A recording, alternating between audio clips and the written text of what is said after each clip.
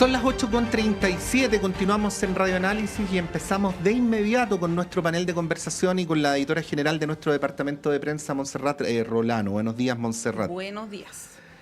Y también con nuestros panelistas, vamos a partir por quien se integra este panel. Estamos muy contentos de recibirlo, al académico, cientista político, Claudio Fuentes. Claudio, muy bienvenido, gracias por sumarte a este espacio de conversación, de debate y de análisis.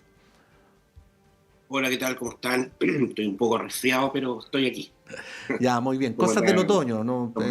Sí. Esperemos que esté un poquito menos congestionado, ¿no?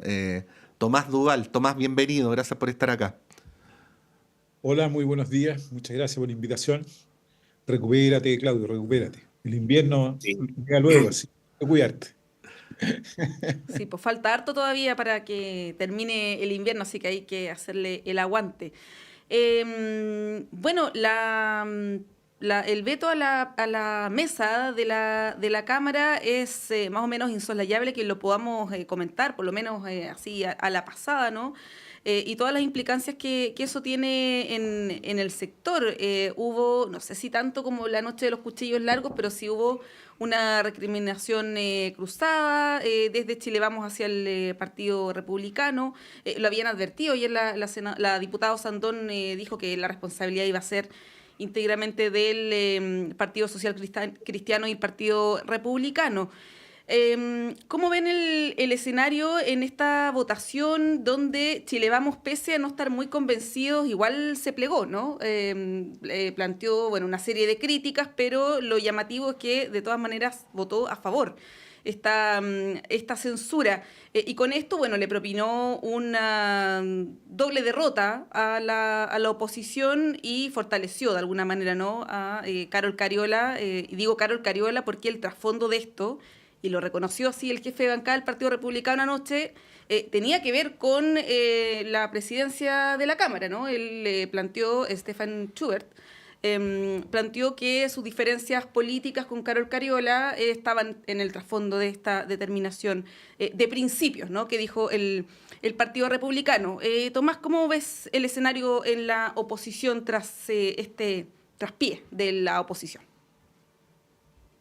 Bueno, sin duda fue un hecho que va a tensionar a la oposición y la ha tensionado, la está tensionando y la seguirá tensionando. Ahí hay una relación entre Chile Vamos y Republicano que no, hasta el momento ni Chile Vamos ni Republicano ha sido capaz de encontrar algún tono, alguna efectividad en esa relación.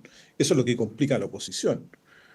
Respecto a y por lo tanto eso me parece que en vistas de un ciclo electoral va a tener todavía mayores efectos, puede tener efectos importantes en el rendimiento electoral de unos y otros. Entonces me parece que ahí hay un punto que es necesario reconocer, ¿no?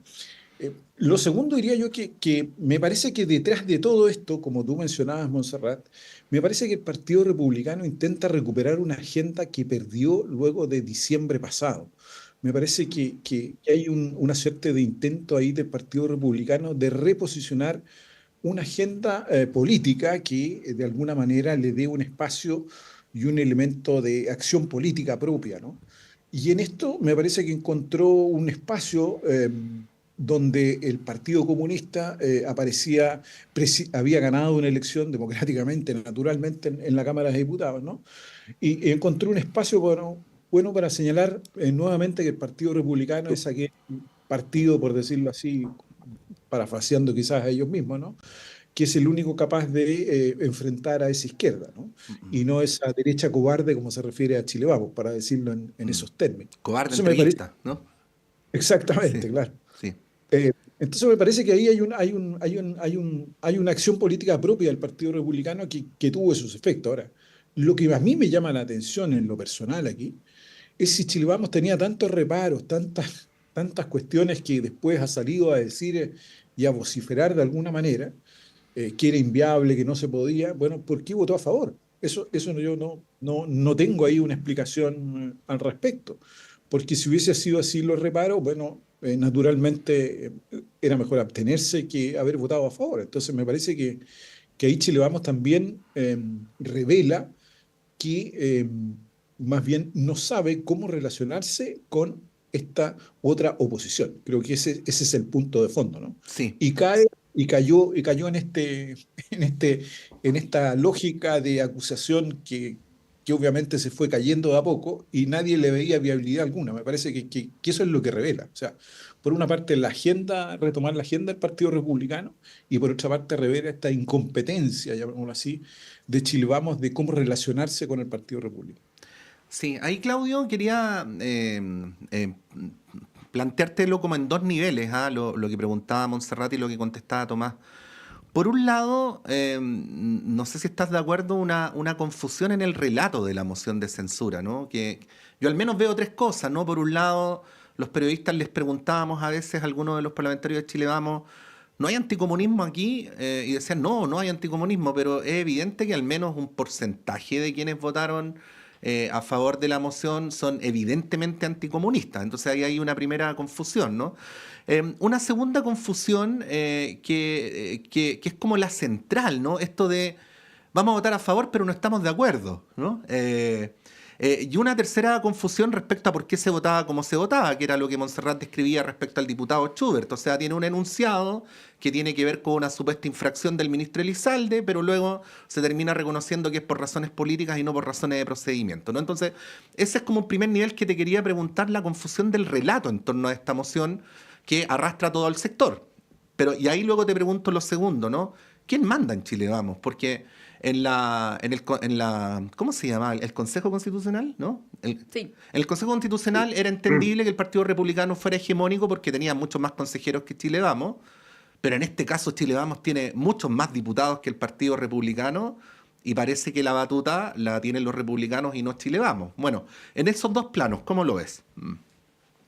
Sí, o sea, primero comparto lo que Tomás dijo respecto de esta disputa que hay entre Chile Vamos por la hegemonía en el fondo del sector, quien manda en el sector de la derecha ahora, y creo que además tiene el antecedente en el propio proceso electoral constituyente, donde Republicano se transformó en el actor hegemónico, y por lo tanto lo que hay acá es una disputa por quién lidera, quién es el actor que lleva el carro de la derecha. Ahora bien, yo creo que efectivamente Chile Vamos como parlamentario estaba en una situación muy compleja, porque votar en contra de la censura, o no votar o abstenerse, era básicamente apoyar a una candidata que era comunista. Entonces, por lo tanto, a una presidenta ya electa que era comunista, y por lo tanto yo creo que estaba en una situación muy, muy compleja. Muchas veces vemos eso en el Parlamento, ¿eh? No es raro ver que tú concurres con el voto sabiendo que vas a perder y sabiendo que es una batalla perdida.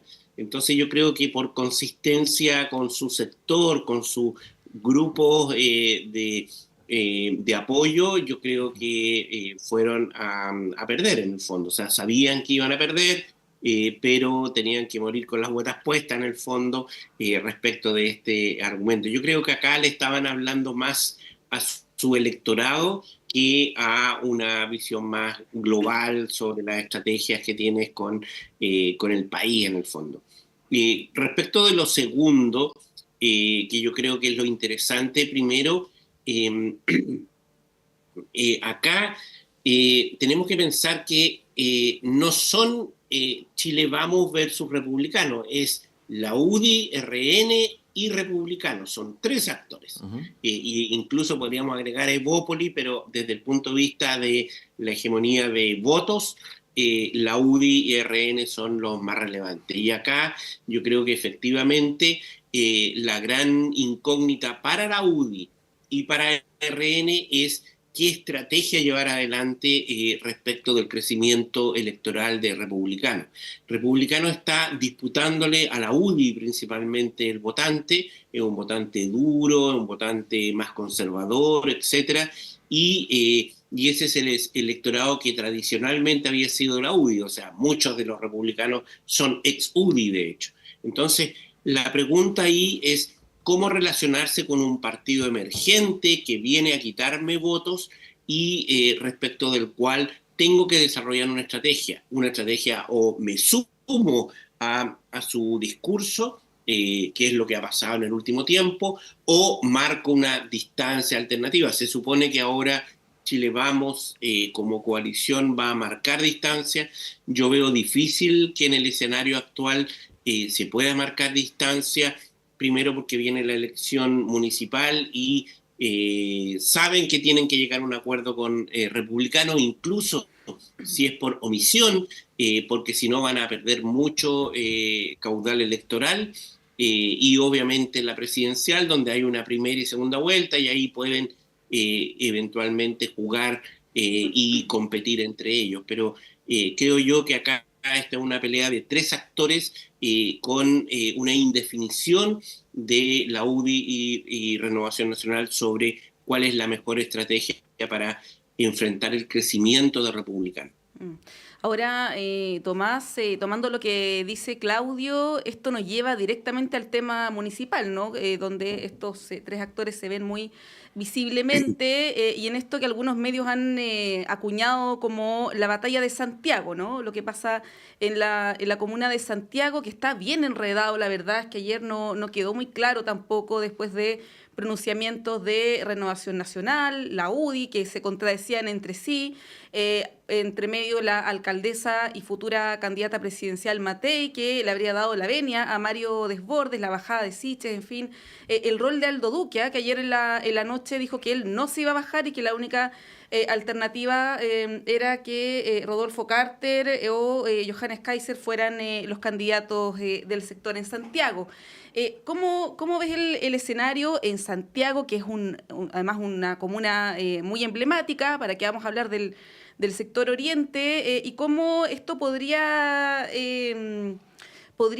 tener alguna implicancia en general en el sector, haciendo ya política ficción, en caso, por ejemplo, que Chile Vamos pierda Santiago?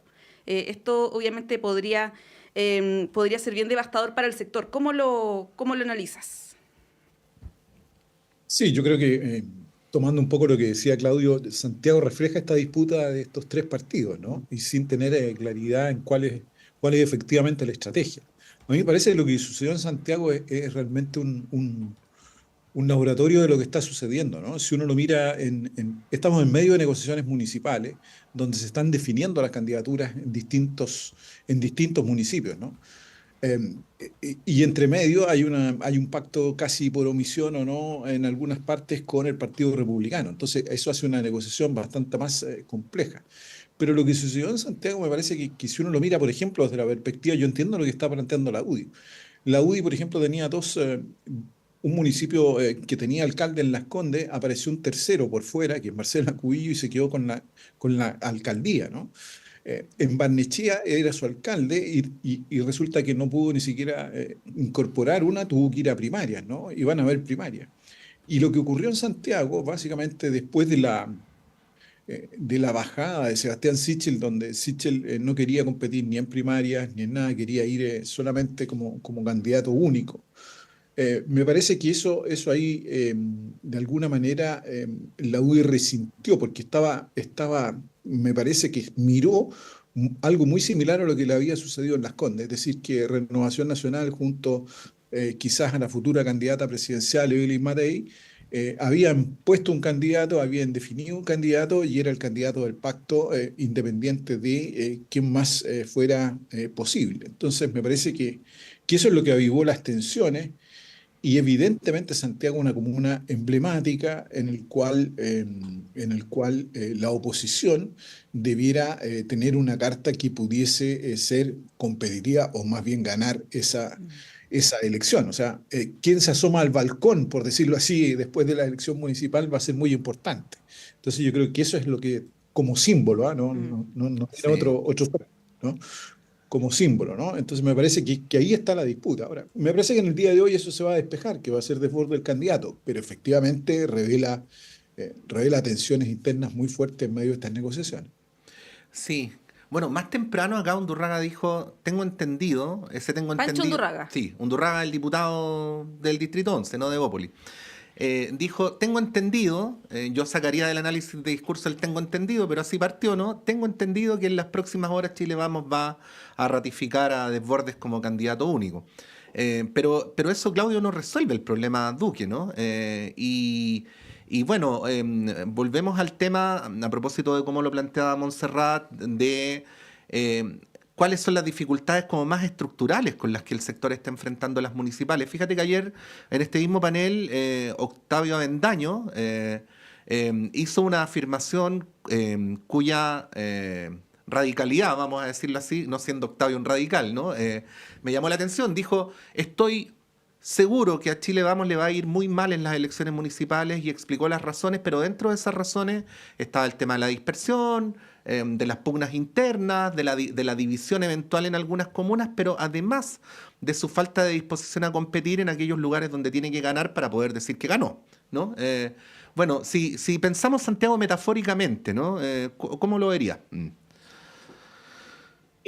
No, totalmente de acuerdo con esa idea. Yo creo que acá lo que está en disputa es la hegemonía de quién va a dominar la derecha, en la derecha. Y creo yo que yo no recuerdo una elección municipal tan presidencializada y con tanta conciencia de la relevancia que tiene para la proyección presidencial. Es decir, si bien en las otras, siempre los politólogos siempre habíamos dicho esta regla de que quien gana la municipal gana la presidencial, yo creo que hoy día los actores políticos están pensando mucho en precisamente esa disputa. O sea, es súper inusual que por una parte en la centroizquierda haya un acuerdo muy global, o sea, el más global que hemos tenido, creo yo, desde el inicio de la transición, desde la DC hasta el PC,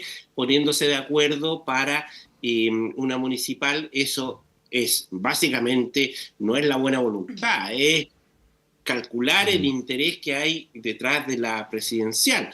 Y por otra parte, en la derecha, una disputa entre los actores que ya hemos referido, y yo creo que eso en Santiago cobra sentido, además con una candidata comunista, o sea, en donde tenemos precisamente los ingredientes de lo que es el discurso ideológico asociado al anticomunismo, del cual hablamos, etcétera. Y por lo tanto, creo que cobra una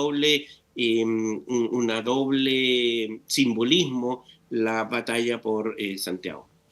Sí, bueno, hay varios analistas, Tomás, del sector, más ligados a la centro-derecha, que han advertido sobre la debilidad, la fragmentación o incluso el triunfalismo, ¿no? Como lo hizo Pablo Longueira, de la oposición de cara no solamente a las municipales, porque hay quienes dicen, bueno, nos fue tan mal en la última, que ya nuestro piso es bajo, por lo tanto solamente podemos aumentar la cantidad de alcaldes y concejales. Pero también está el tema del triunfalismo respecto de la presidencial, ¿no? Hay quienes plantean o creen, ¿no?, que esto es una carrera ya ganada por parte de la centro-derecha, pero hay quienes señalan lo contrario. Voy a citar una entrevista que viene hoy día en el medio Exante de Max Colodro, que es más cercano obviamente a la oposición, y él dice que la derecha está jugando con fuego y dilapidando una oportunidad histórica. Bueno, ahí se refiere al tema de la mesa de la Cámara, al tema de Santiago, ¿no?, lo que califica como un papelón, pero además dice que la carrera presidencial, después de todo esto que hemos estado observando, no está para nada asegurada, ¿no? Y es un poco la tesis que han planteado varios analistas. Hugo Herrera ha sido muy crítico, sobre todo de la estrategia municipal de la derecha. ¿Cómo ves eso, Tomás, proyectándolo en el mediano plazo, ¿no? No solamente en lo municipal, sino también en la consolidación del sector? Vemos que ahora el oficialismo no tiene lo que en algún momento fue una amenaza por afuera, ¿no? El Frente Amplio, por ejemplo. Esto lo está viviendo ahora la derecha, ¿no?, con el Partido Republicano. ¿Cómo ves que eso se puede proyectar? Sí, yo tiendo a coincidir en dos cosas. Yo no veo a Chile Vamos, por ejemplo, con una estrategia política en esta materia, en materia municipal. No la veo claramente planteada, ¿no? Y de ahí los errores que se han ido cometiendo y debates innecesarios. Porque si uno piensa también anteriormente cuál era el debate en las tres comunas del sector oriente, o sea, frente a un pacto amplio al frente, como decía Claudio, casi inédito, ¿no es cierto?, desde el retorno a la democracia. Bueno, no puede estar discutiendo Las Condes, Vitacura y Barnechea, digamos, no parece lo más adecuado, ¿no? Entonces yo creo que hay un problema de estrategia en Chile Vamos, indudablemente. Y además me parece que había unas ciertas, o hubo, o está inmersa, mejor dicho, en Chile Vamos, y yo diría a veces también en el Partido Republicano, una cierta sensación de que esta carrera, tanto municipal como presidencial, es favorable a la derecha. Yo no sé desde a dónde se mira aquello, me parece un error manifiesto. Las elecciones hay que planificarlas estratégicamente, desarrollarlas y ganarlas en el tiempo, ¿no? Uno no puede contar los votos antes del resultado, ese es un error magistral en cualquier tipo de política. Entonces me parece que eso es lo que ha ido dificultando al propio Chile Vamos, a esta relación entre Renovación, la UDI, Evópolis y Republicanos, que ha ido entorpeciendo sin delinear una estrategia. Y creer que efectivamente la carrera presidencial está ganada por ser alguien de derecha, me parece que es muy inocente, por decirlo así, mirar de esa forma el futuro escenario, ¿no? Solo voy a relatar aquí algo que hablé con algún dirigente de la derecha, no lo voy a echar al agua, pero sí lo que me dijo, mira, están floreciendo tantos candidatos a alcalde que no sabemos qué hacer porque cualquier persona cree que siendo de derecha va a ser alcalde o alcaldesa en determinada comuna. Y ese es un problema para la acción política. Bueno, estoy haciendo una confidencia en un relato, ¿no? Pero me parece que esto refleja bien un estado de ánimo que me parece equivocado, ¿no? Aquí no hay un resultado que uno pueda decir, mire, esto está hecho con anticipación, ¿no?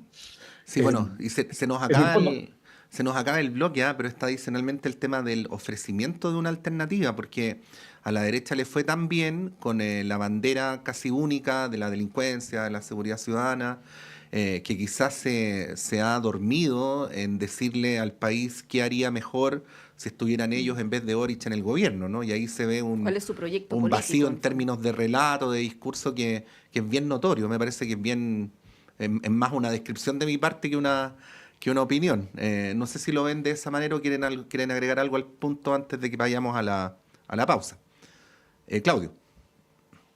Sí, yo creo que la derecha llega con dos mensajes. Uno, que el gobierno no hace crecer la economía, y segundo, que no puede gobernar la seguridad.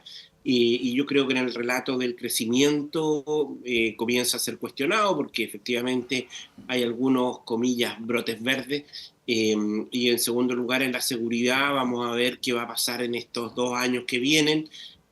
Hay ciertos planes, etcétera, pero vamos a ver si efectivamente funcionan. Yo creo que, como se ha dicho, yo creo que muy probablemente la derecha no le va a ir tan mal como en el 2021. En el 2021 le fue muy mal. Eventualmente podría subir un poco, pero lo que vamos a ver al final del día de la elección municipal y de gobernadores es que va a haber un mayor equilibrio, y por lo tanto yo creo que va a ser una carrera presidencial más abierta que una carrera ganada, a mi juicio.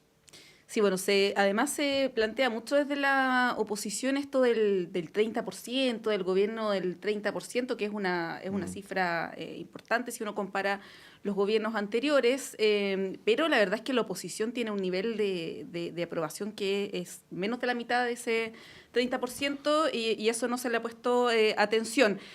Vamos a hablar de seguridad, vamos a hablar de economía, se viene la ENADE, ¿no? Hay algunas cifras también en materia de seguridad, pero tenemos que hacer un breve alto cuando son las 9:02. Nos separamos unos minutos y volvemos aquí en Radio Análisis.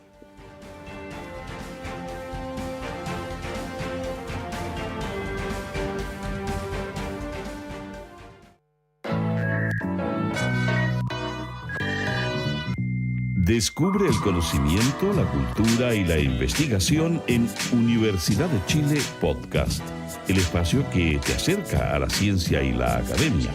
Cada martes a las 11:30 horas Sintoniza el 102.5 FM o visita radio.uchile.cl para explorar un mundo de ideas y descubrimientos.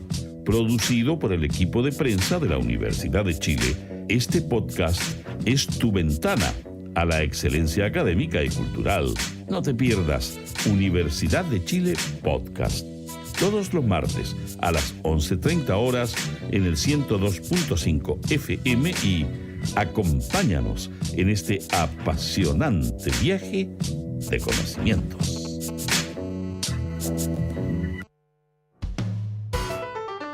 Conciencias y Educación, un programa de la Facultad de Ciencias de la Universidad de Chile dedicado a mostrar el estado de la ciencia de frontera y analizar las políticas educacionales y contenidos programáticos sobre educación científica y educación ambiental, con la conducción de la periodista Ruth Tapia y la participación del profesor Dr. Raúl Morales, decano de la Facultad de Ciencias de la Universidad de Chile. Conciencias y Educación, un programa para una ciudadanía más demandada en los avances científicos, tecnológicos y ambientales. Todos los viernes a las 12 horas en el 102.5 FM y radio.uchile.cl.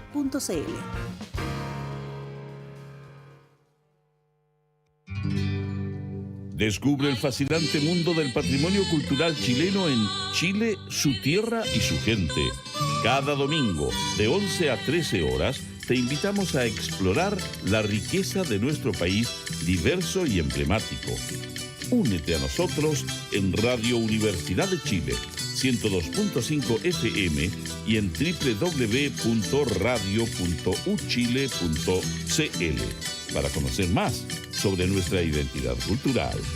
Chile, su tierra y su gente es un programa creado por el Ballet Folclórico Antumapu de nuestra universidad. Aguas Trayén o Cascada en Mapudungún es la mejor agua purificada con tecnología de última generación. Para más información, visite su página web www.aguastrayen.com.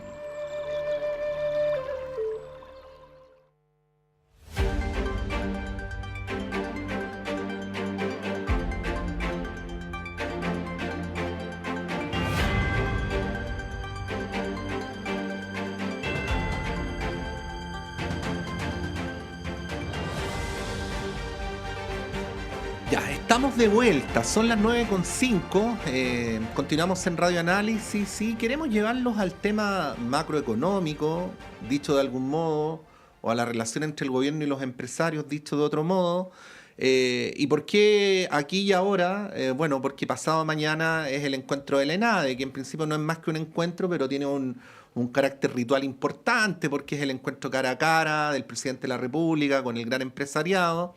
Asunto sobre el cual se ha venido hablando desde hace días y tiendo a ver en el gobierno dos posturas, ¿no? Por un lado, un intento por desarrollar un discurso, que lo hicieron durante el fin de semana en sucesivas entrevistas el ministro Elizalde y la ministra Vallejo, que tiene a su vez dos patas, ¿no? Por un lado, una voluntad expresa de trabajar en conjunto con el empresariado, pero por el otro lado, la advertencia de que el empresariado en Chile actúa de manera ideológica, ¿no? Y luego un intento por evitar que se meta el resto del oficialismo al tema, como para tratar de bajar las revoluciones antes del encuentro del jueves.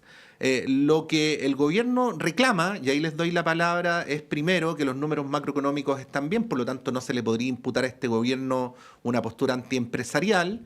Pero segundo, el tema del prejuicio. Fíjense en que a propósito de esto mismo, estuvieron circulando por redes sociales, no sé si lo vieron, viejas declaraciones del ministro Foxley quejándose amargamente de que el empresariado tenía un sesgo ideológico contra el gobierno del presidente Elwin.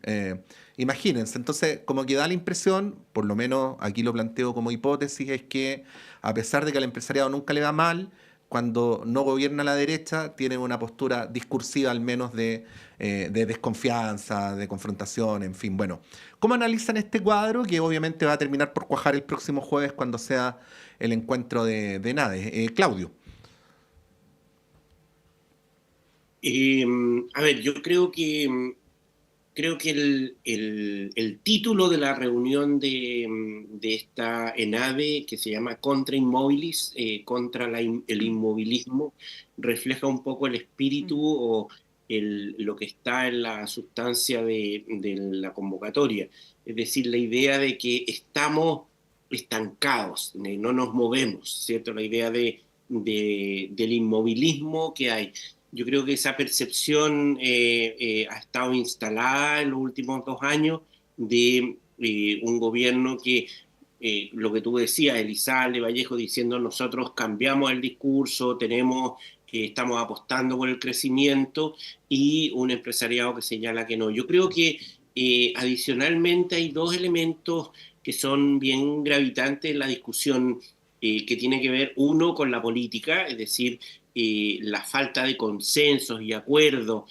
Creo que hay una percepción en el mundo empresarial que tampoco se posibilitan los acuerdos, que hay una mayor polarización, que los proyectos no avanzan, y en segundo lugar, obviamente, la preocupación por la seguridad, que también es un otro elemento asociado que imposibilita los acuerdos. Entonces, en ese contexto, yo creo que se llega a un momento donde el gobierno tiene que ir a demostrar que sí hay voluntad, que hay voluntad de generar proyectos de inversión, etcétera, etcétera, de facilitar todo lo que tiene que ver con lo que se ha llamado permisiología, de nuevo, un bloqueo que nos traba el crecimiento, y en segundo lugar todo lo que tiene que ver con las condiciones de gobernabilidad para poder llegar a acuerdos políticos.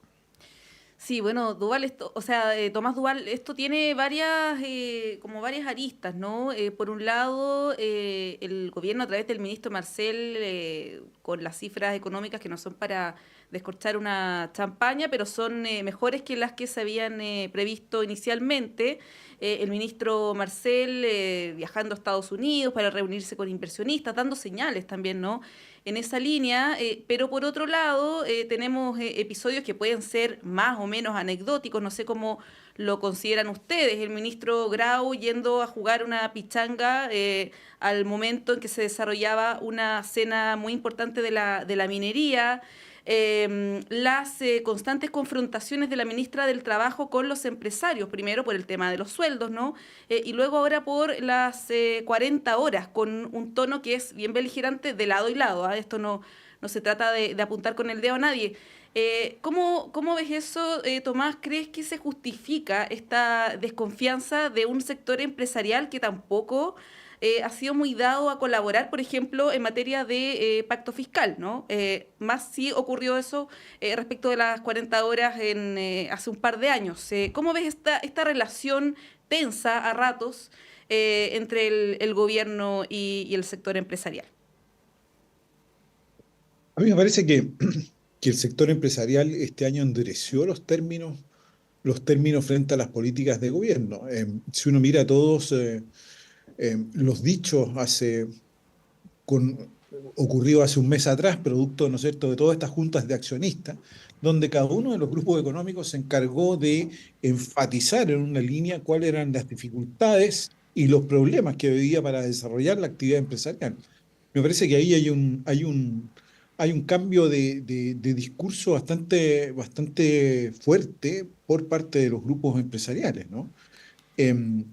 Y eso se contrasta con lo que hay que reconocer efectivamente. El gobierno, más allá de lo que cualquiera diga, no estamos en una catástrofe económica ni mucho menos, ha ido estabilizando el ministro Marcel básicamente, ¿no es cierto?, su labor, y eso es un reconocimiento, ¿no? La inflación, la vuelta a crecer, aunque sea pequeño la cifra, pero se vuelve a tener un cierto crecimiento. Me parece que ahí hay puentes que no tienen diálogo. Yo echo de menos ahí un diálogo entre ambas partes, ¿no? Y se me vino a la mente las reuniones en la casa de Salaquet, ¿no? Donde se encontraban grupos, lo voy a decir de manera positiva, por favor, donde se encontraban grupos que no se habían encontrado, ¿no? Me parece que ahí falta un diálogo, ha faltado un diálogo necesario más allá, ¿no? Entre empresarios, entre gobierno y quizás entre parlamentarios también. Y me parece que eso denota un poco esta crispación en la cual vamos a llegar en ADE. Yo veo un nivel, evidentemente, sus posiciones, ambas, el gobierno tiene sus razones para hacerlo, ¿no? A mí me parece ridículo que estemos discutiendo a las 40 horas si a cada trabajador le van a rebajar 10 minutos diarios. O sea, ¿de qué estamos hablando? Si no, no. Me parece que hay elementos que también no ayudan a esta acción. Y lo segundo detrás, me parece que esta situación de cierta conflictividad, falta de acuerdos que tenemos en el sistema político, en la sociedad, los empresarios en general actúan bajo un sistema de reglas que sean muy estables y proyectadas en el tiempo, producto para asegurar sus inversiones, más que al riesgo. Y yo creo que eso también está dificultando ese desarrollo de la actividad económica. Ahora, yo diría que aquí lo que falta es efectivamente, igual que en la política, ¿no? Falta una cuestión de diálogo y de entendimiento más allá de lo que se vaya a ver, ¿no? Sí. Bueno, el proyecto 40 horas fue un proyecto que tuvo importantes modificaciones, que además va a ser aplicado con una gradualidad, o sea, es 1 hora por año hasta el 2028. Entonces, claro, querer como descontarle unos minutos del almuerzo, una cosa que por lo menos hasta donde yo veo no resiste análisis. Claudio, ¿hay déficit del gobierno en no tener una mejor relación con el empresariado? Sí, debo decir que hasta donde logro ver parece no ser falso que el empresariado chileno es ideológico, y quizás una prueba es que en todas aquellas partes de las campañas electorales que no son financiadas por el Estado, es muy desigual el financiamiento de la derecha en comparación con la izquierda, ¿no? A ver, yo colocaría algunos elementos antes de Sí, hablar sí. del gobierno en particular, de unos elementos de contexto. Primero, al inicio de la transición y durante los 90, el vínculo entre el gran empresariado particularmente y la derecha era muy estrecho. Es decir, llegar a acuerdos macro en algunas condiciones era más fácil. Las conexiones, los vínculos, yo creo que estaban mejor aceitados. Ujú. El escenario actual es más complejo. Tenemos parlamentarios más díscolos, tenemos además el surgimiento de un sector que son los republicanos, que tienen más distancia, menos conocimiento entre uno y otro sector, y por lo tanto yo creo que particularmente el gran empresariado no creo que esté con un vínculo aceitado con todo el espectro político, y eso yo creo que genera mayor incertidumbre respecto de lo que se quiere buscar.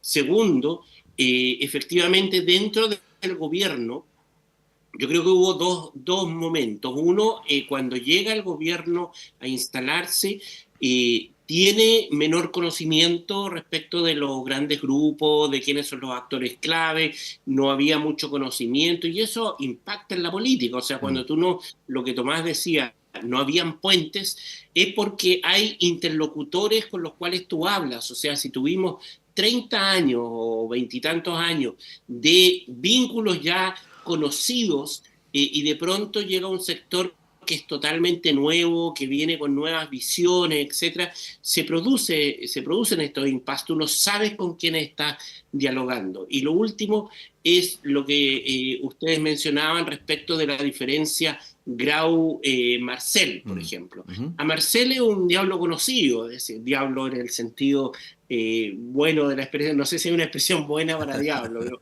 eh, Bueno, pero el bien se y el mal es muy conoce, relativo, como Claudio. Marcel Sí. viene de la DIPRES, ha estado años en el aparato del Estado, se sabe cuáles son sus visiones, el escrito, etcétera, y por lo tanto hay un vínculo ahí, tú ya lo conoces. En el caso de Grau no. Y Grau además yo creo que ha cometido errores políticos. Entonces tú tienes como dos almas dentro del gobierno, y eso yo creo que también afecta las relaciones, porque generan desconfianza en el fondo, y eso permea y afecta el con quién estoy hablando, cuál es la voz clara. Y yo creo que para eso es muy relevante la certidumbre, es decir, llegar a reglas claras, tener una visión y ponerse de acuerdo, obviamente, que es lo que ha faltado a mi juicio. O sea, yo encuentro que el problema de las pensiones, el problema de las ISAPRES, por ejemplo, son dos temas muy cruciales que requieren una resolución que afecta al mundo empresarial muy fuertemente, y que no se ha podido llegar a un acuerdo. Sí, bueno, es natural también desconfiar de lo que se conoce o de quien no se conoce, ¿no? Es una sensación humana. Tomás, Claudio, los queremos llevar al tema de la seguridad a propósito de la ENADE también, que va a estar marcada por este tema. De hecho, una de las invitadas es la ministra de Seguridad argentina, Patricia Bullrich. Ayer el gobierno exhibió cifras en materia de homicidios del año 2023 con una disminución de un 6%, que no es muy significativa, pero lo importante es que se rompe una tendencia al alza que había desde hace algunos años. Esto obviamente la ministra Toá con mucha cautela dijo que no era para celebrar, pero sí obviamente tiene que ver con un trabajo mancomunado de distintas instituciones del Estado, no solamente el Ejecutivo, las policías, el Ministerio Público, etcétera. Y en paralelo, la mesa del Senado fue ayer a reunirse con la ministra Toá para presentarle una nueva batería de proyectos en materia de seguridad, y a mí me llamó la atención que el presidente del Senado, el senador de Renovación Nacional, García Ruminot, fue muy condescendiente, tuvo un tono muy amable para referirse a la ministra. Dijo que veía mucho acuerdo, mucho consenso, ¿no?, en esta reunión con el gobierno. Quiero partir preguntándoles, Tomás, Claudio, si es que ven que está el ánimo para tener una conversación que derive en un acuerdo más transversal, que es algo que yo creo que la política, la sociedad lo está exigiendo hace tiempo en materia de seguridad, no solamente respecto de los proyectos que están pendientes. Hay cuestiones que son que llevan muchos años en el Congreso, el Ministerio de Seguridad, la Ley de Inteligencia, etcétera, sino tener una política de Estado en materia de seguridad. Tomás, ¿cómo ves esa posibilidad cuando además el incentivo está puesto en la cuña, ¿no?, en la frase más bien efectista, y no en una solución más de largo plazo? Mira, yo aprecio, más allá de las cifras, que indudablemente, por lo menos no hay un crecimiento, es importante. Los 2 últimos años han sido las cifras más altas en homicidios, ¿no? Las tasas más altas que hemos tenido. Pero más allá de las cifras, yo creo que se ha ido lentamente haciendo un esfuerzo por todas las fuerzas políticas, más allá de que algunos se salgan de las votaciones, pero me parece que la agenda legislativa ha ido construyendo un cierto nivel de acuerdo en estas materias de seguridad, donde se han ido tratando los diferentes temas. Si uno mira la agenda de seguridad de este gobierno, bajo el prisma del Congreso, naturalmente ha sido enorme la cantidad de proyectos que ha ido aprobando el gobierno en esta materia. Entonces me parece que se ha ido construyendo sin poner tanta presión sobre aquello, pero yo creo que la presión es más ciudadana que otra, ¿no? Pero se ha ido construyendo una cierta agenda de seguridad que lentamente, me parece a mí, tiene tonos de estar acercándose a una suerte de política de Estado, donde ya las instituciones están actuando de manera coordinada, eh, la- las leyes están siendo aplicadas, estamos viendo juicios, estamos viendo acciones. Me parece que eso es importante. Y la actitud, me parece que del presidente del Senado de colocar una, una batería de nueva agenda, me parece que se puede enmarcar en esta idea. Yo soy optimista, creo que se ha ido construyendo esta agenda con todas las dificultades, ¿ah? Porque aquí hay dificultades de sacar cuñas muy rápidas y muy fáciles de un lado y otro, ¿no? La seguridad da para todo eso. Pero creo que ese clima, y en eso ha contribuido la ministra Toá, sin duda, y el expresidente del Senado, me parece que Juan Antonio Coloma también ahí, y junto al presidente de la Cámara de Diputados, se me va el nombre en este minuto, pero jugaron un rol importante porque fijaron una agenda y fue y fue hecha dentro del Congreso. Más allá que no se logró el 100%, pero me parece que se ha ido gestando esta política. Yo en estas materias soy más optimista, ¿no? Ricardo Em, Cifuentes, Sí, de Morata Cristiano, Sí. región Ricardo de Cifuentes, Coquimbo. Sí, sí. efectivamente, Ricardo Cifuentes. Me parece que ahí se ha ido gestando y yo creo que eso es valioso, ¿no? Más allá que uno observe las discusiones menores, digamos, respecto a sacar ventajas de un caso y otro, ¿no? Los sheriff y todas estas cosas que aparecen entre unos y otros, ¿no?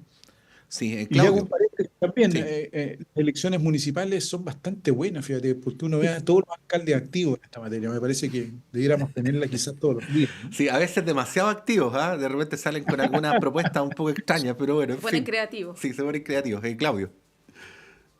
Eh, sí, estamos viendo desalojos como nunca. Mm. Sí. Eh, a ver, sí, yo comparto que ha habido un avance relevante. Son 50 los proyectos que se han aprobado en materia de seguridad desde del 22 en adelante. Eh, Ahora, yo creo que la pregunta ahí tiene que ver con cuál va a ser la agenda priorizada por esta nueva gestión parlamentaria, tanto en el Senado como en la Cámara.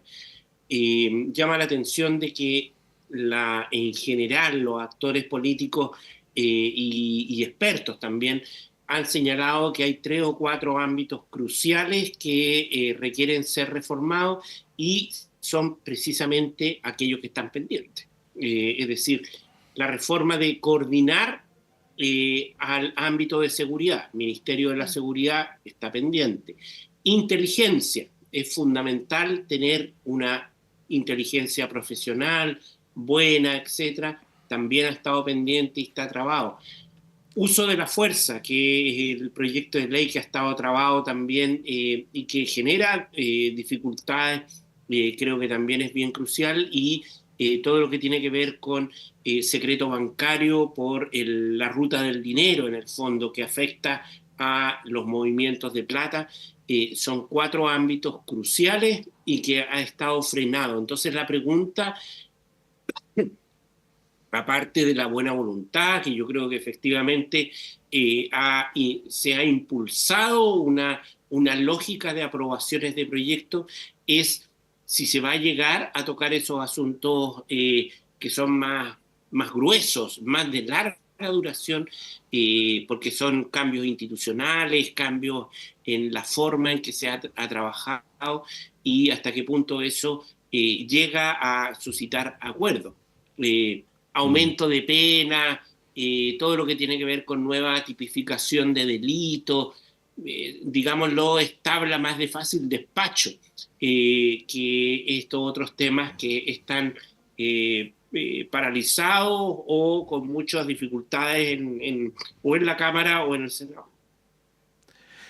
Bueno, es un tema que tiene sus complejidades, ¿va? Pero en la línea de lo que ustedes plantean, por lo menos la última reunión de la ministra Toá con la mesa del Senado parece indicar, como decías Tomás, que hay, sin que nadie haya hecho una declaración explícita en ese sentido, ¿no? Un encaminamiento, la palabra no existe, permítanme usarla así simplemente para darme a entender en el sentido de poder alcanzar mayores niveles de acuerdo. Quizás la fórmula también, lo pregunto para ir cerrando, de utilizar la seguridad ciudadana como una forma de ganar en la encuesta de la semana siguiente empieza a desgastarse. Lo pregunto, ¿cómo lo ven, no? Porque bueno, ha sido parte más o menos de la dinámica del sistema político chileno de los últimos 2 años, que cada vez que ocurre algo se transforma en una interpelación cruzada entre gobierno y oposición, ¿no? Tomás. Fíjate que yo, Patricio, yo tengo una opinión distinta. Yo creo Ujú. que la percepción ciudadana de inseguridad es muy alta, ¿no? Todas las encuestas nos reflejan eso. Y yo creo que ese clima está instalado. Entonces, soy pesimista respecto a que esa cuña fácil, esa discusión más bien del día a día, me parece que va a seguir presente Ujú.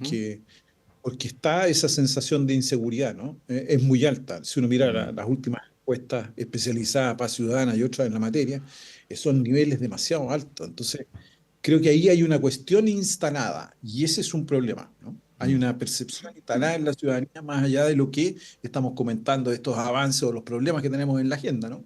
pero me parece que esa percepción va a hacer que la política en el corto plazo busque sacar dividendos de esta situación, ¿no? Sí. Sí, quizás, Claudio, lo que se podrá modificar es una pregunta, una hipótesis, ¿ah? Es la percepción de la ciudadanía respecto de la gestión del gobierno en materia de seguridad. No sé si tú coincides con eso, digamos, a propósito de cifras como las que mostró ayer la ministra Toa. Sí, totalmente. Yo creo que efectivamente ni las cifras, o sea, las cifras no cambian la subjetividad, perdón, la subjetividad, es decir, el que baje un poco los homicidios no te hace sentirte más seguro. Y de hecho yo creo que la percepción de inseguridad está tan instalada que efectivamente la única forma es vía acciones que en el mediano plazo vayan permeando a la sociedad y vayan cambiando percepciones, pero es de muy largo plazo ese giro. Yo comparto en eso con Tomás que es muy difícil cambiar ese tipo de percepciones subjetivas que son mucho más macro y que por lo tanto apunta a una mejor gestión de recursos humanos, mayor presencia del Estado en la calle. Ese tipo de cosas yo creo que va eventualmente transformar las políticas de seguridad. Claro que sí. Bueno, y el miedo, que es un sentimiento con el que uno tiene que empatizar, es sin embargo uno de los que ejerce más poder sobre los seres humanos, ¿no? Entonces, suele ser en ciertas circunstancias una herramienta ganadora también en la disputa política. Estamos llegando al final del panel. Tomás Duval, muchas gracias, que estés muy bien, que tengas un buen día. Muchas gracias, igualmente, buen día para todos. Y para Montserrat. Claudio, muy buenos días, Claudio. Mejórate. Gracias. Muchas gracias por sumarte Ya. a este panel y esperamos tenerte con frecuencia. Que tengas un buen día. Vamos. Muy bien, chao. Son las 9:29, vamos a hacer un breve alto. Yo continúo en la conducción. Montserrat nos deja hasta mañana en todo caso porque vuelve para acompañarles. Vamos y volvemos.